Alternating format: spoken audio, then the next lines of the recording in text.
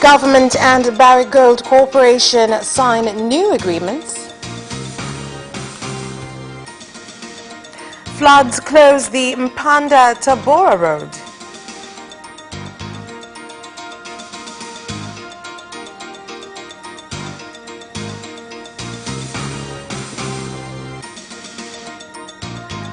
And in sports, the national under-17 girls football team will tomorrow play a return match in Bujumbura against Burundi's under-17 team.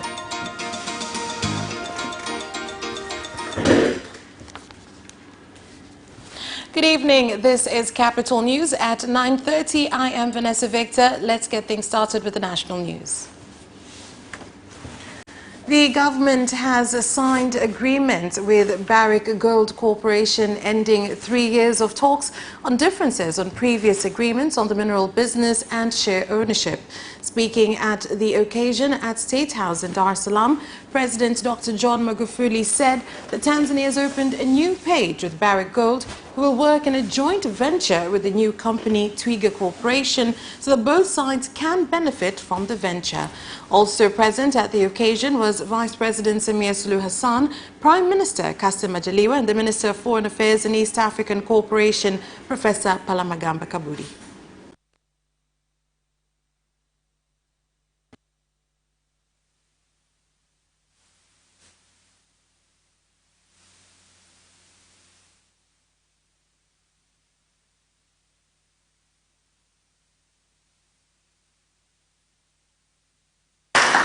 Wewe imagine kutoka kwenye share ya 0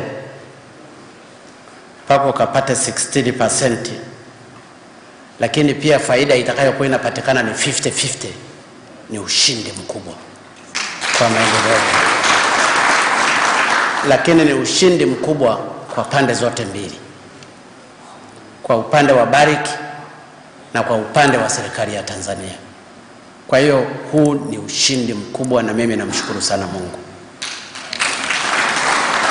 Napenda kuhakikishia Barrick na wawekezaji wengine kote duniani, Tanzania is the best place for investment.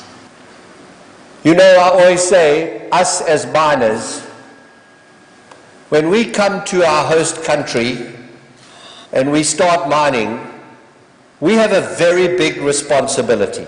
We have a responsibility to extract a national resource and deliver value not only for our shareholders, but all the other stakeholders in that country. Who are the stakeholders? Of course, they're the shareholders that risk the capital, but they're also the people of the host country, and so it's important for us to pay tax so that we can put money back in the treasury for everyone. They also all the future generations of this country. They have a right to participate in the country's natural resources. So they are the children of the future generations. They are the communities around our mines. And also, very importantly, they are the business people in this country that should participate in the economic endeavor. Kweli Mheshimiwa Rais, hawa ni watu wa kweli. Honorable President, these people are honest. Yes, they might be strong-willed and stand by their decision, but once you agree on something, they will honor that decision, unlike the previous ones. Honorable President, this discussion was not an easy one, but they came with an intention to resolve this matter. Today we've signed 9 contracts and they are in agreement. This was a renegotiation of existing contracts to seek better terms. Obstinate, stubborn, obscurantist. The Mpanda-Tabora Road has been closed after Koga Bridge in Mlele District, Katavi region was flooded by ongoing rains.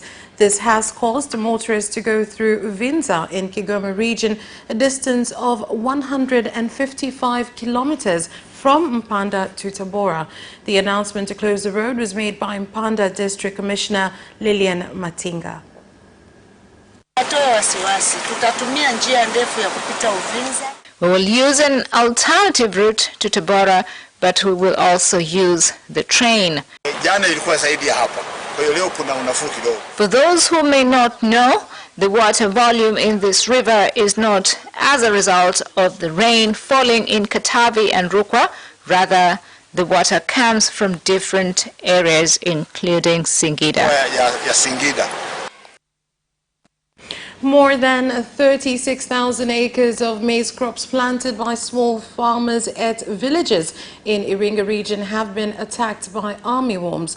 The situation has led a team of experts from Tropical Pesticides Research Institute (TPRI) to visit the area and meet with extension officers and farmers to give them education on how to fight the pests.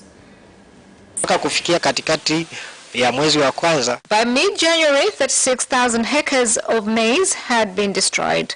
Last season, this insect was seen in other crops, which caused a lot of damage to onions. A lot of damage has been done to crops, which in return has affected our income. I tried to spread insecticide, but I was not successful. I'm going to do the same again.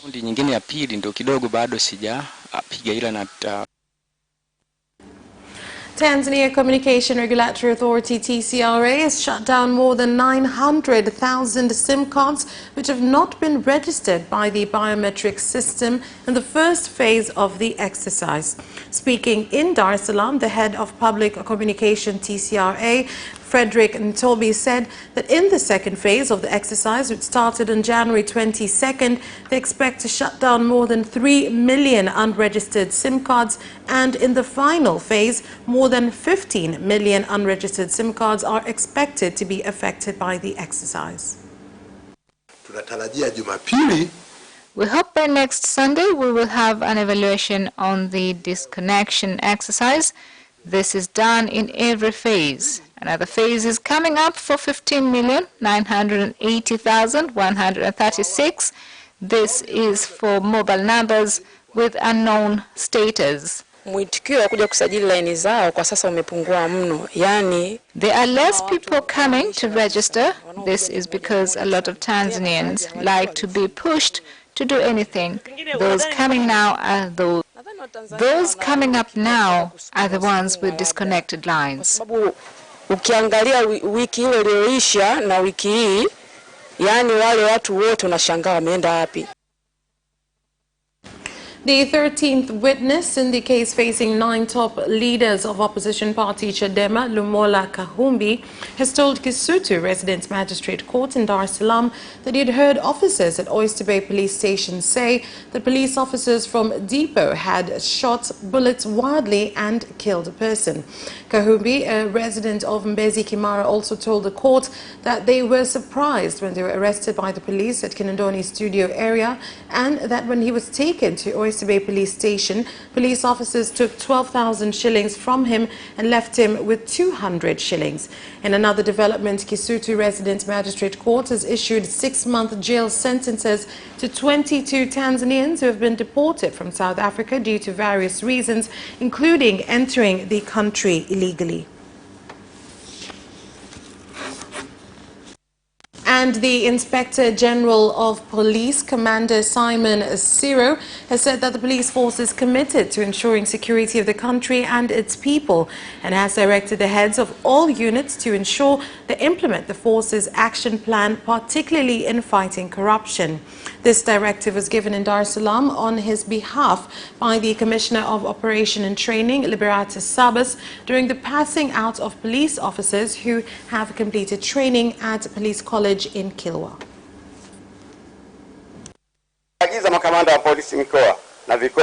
I am directing regional police commanders to remain accountable in fulfilling police force work plan that will make everybody remain diligent at work, and all who will go against this directive, then action should be taken against them. May I also emphasize that police officers be given positions according to their level of education and in our colleges in a period of 1 year. The police force will not be tolerant to any police officer who will fail to adhere to codes of ethics, including involving themselves in corruption activities. This is a special fourth graduation of advanced police training, which allows graduates to be recognized at national and international levels. These are results of 2009 improvement plan of the police force, which is determined to go along the principles of globalization, patriotism, and public inclusivity. This shows that the police force in the country is determined to improve its competence-based education training.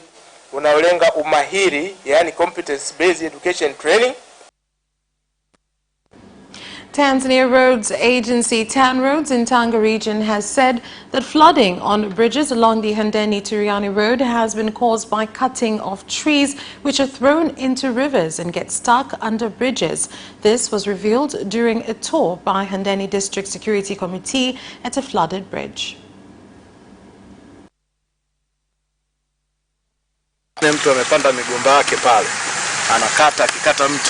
Obstruction caused to the caravat means that every kind of rubbish ends up in the rainwater.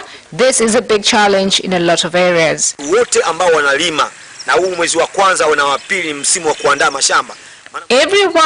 that farms in this region must abstain from dumping tree logs into the drains or into the watercourse.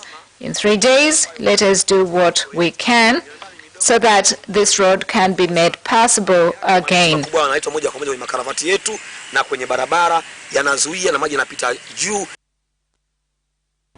And that's where we leave off with national news. International news is next.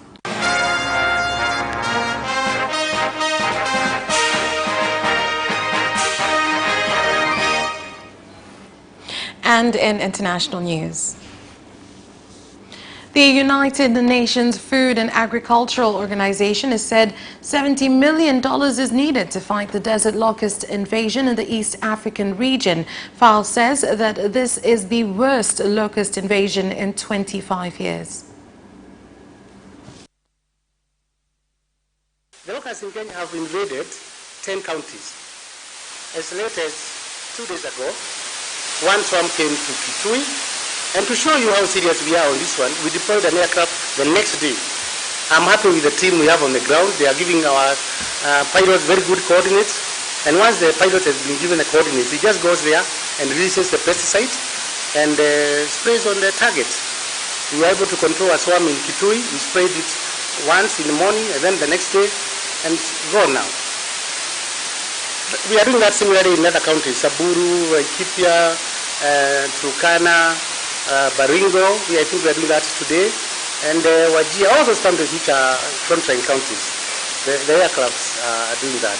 I want to assure you that the government of this region and the organization, we will still want some support from member countries, but for now, we are doing very well. Let me first start with the resources, national resources that have been put in place. All these countries have put in their own national resources to start this control, to start this assessment, to start this strategy, even before us partners have come in. So it is not like they have folded their arms. As partners, I have to defend them also. But let's say, for example, the field visit we made by the FAO and Kenya team, we saw DLCO aircrafts flying in Sambura and all these other countries that have been mentioned. So these are efforts that are already there. We have people who are working with them, but for FAO, we are looking at a gap filling exercise. So if this is not dealt quickly,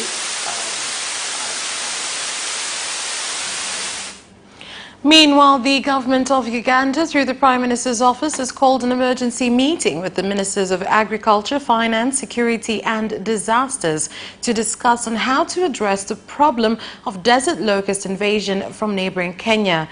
The meeting is taking place after the UN Food and Agricultural Organization warned that the locust invasion was heading towards northeast between the borders of the two countries.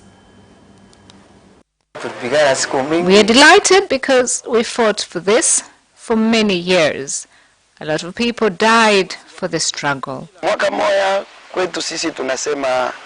1 year on, democracy is progressing, and this was brought by Joseph Kabila, and we are very grateful.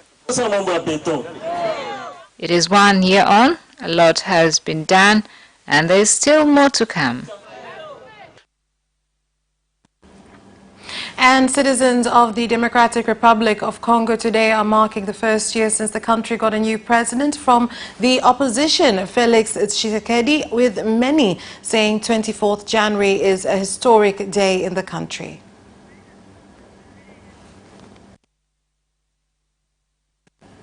And 6 governors from the coast region in Kenya have supported the Building the Bridges Initiative report, BBI, saying it will help to address the problem of gender inequality in coastal areas of the country.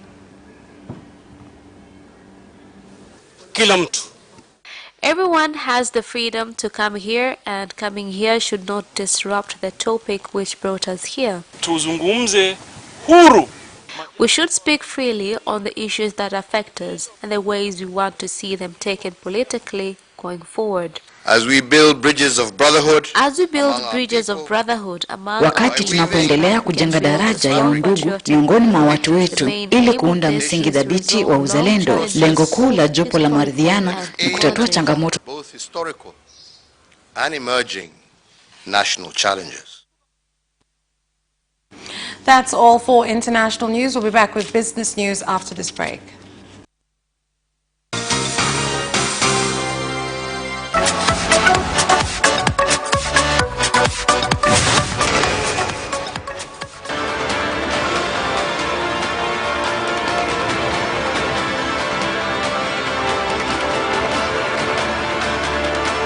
Watch Business Edition as we talk to business leaders and experts in sectors that are transforming Tanzania's economy. We believe that the driver is the customer. To change the mindset of traditional HR to the digitalization. Make sure that everybody can get some access to financial services. And once we understand the vision of our leaders, we then need to be behind them and help them in achieving that vision. Business have involved mercantile operations, trade guilds, or shared agricultural production, infrastructure, construction, financial sectors, tourism, and mining. Business Edition on Friday at 8:15 p.m.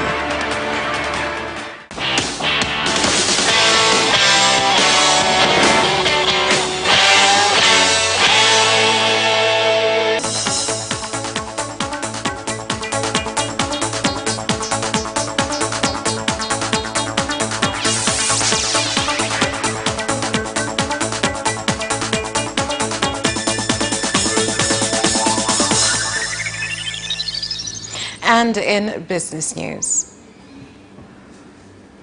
Chunya District Commissioner Engineer Mary Priska Mahundi has banned dealers from buying gold directly from small miners at mine areas and instead directed them to buy at gold markets established legally within the district.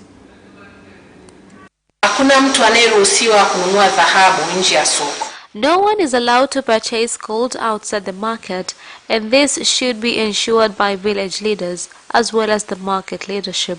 Chairman, you need to be our best ambassador. You must address each other directly. No one is allowed to do this, and if found, legal measures will be taken against those involved. There are many challenges, but we are continuing to fight them slowly.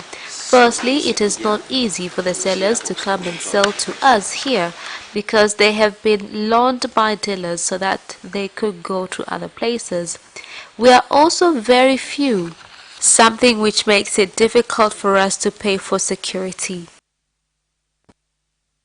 Mobile phone company Tigo has launched a campaign called Ujanja Ni, which aims to give customers value for their money when they use various services to access other networks. Tunawashauri wateja kwamba waamini kwenye vifurushi vya wiki kwa sababu We advise customers to move to weekly bundles because despite the fact the daily bundles also have the value, but the weekly ones have even more value. So if you look at the entire menu, everything that has been changed has been improved to provide the customer with more. Hizi ofa zote zinapatikana kwenye menu zote zetu zote mbili. Despite potential in beekeeping activities, production within the sector has been low in the country. This was revealed during the launch of the first 10-year National Research and Beekeeping Program in Morogoro.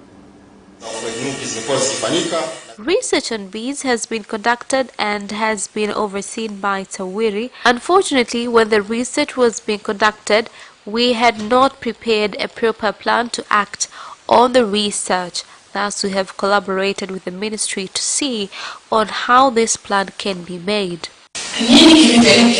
It was discovered what led to us not getting what we were expecting.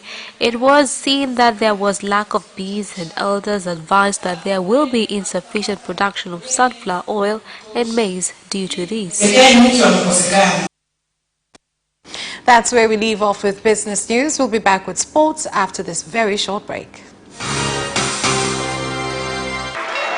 Away first time, good start from Bolt. Bolt leading a moment and going away. Gay trying to go with him, and he's going to be dragged through to second place, but he's going to win it by 2 meters. Away first time, good start from Bolt. Bolt leading a moment and going away. Gay trying to go with him, and he's going to be dragged through to second place, but he's going to win it by 2 meters.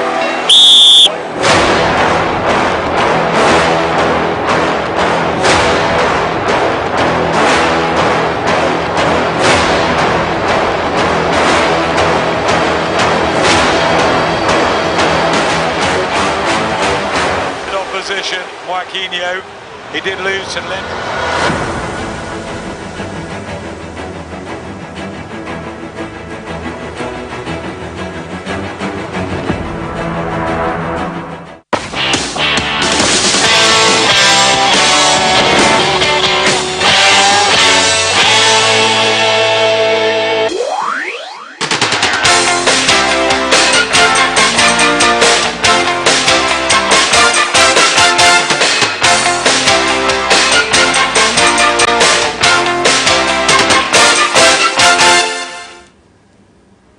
Welcome back, and in sports news. The national under-17 girls football team will tomorrow play a return match in Bujumbura, Burundi against the country's under-17 national team.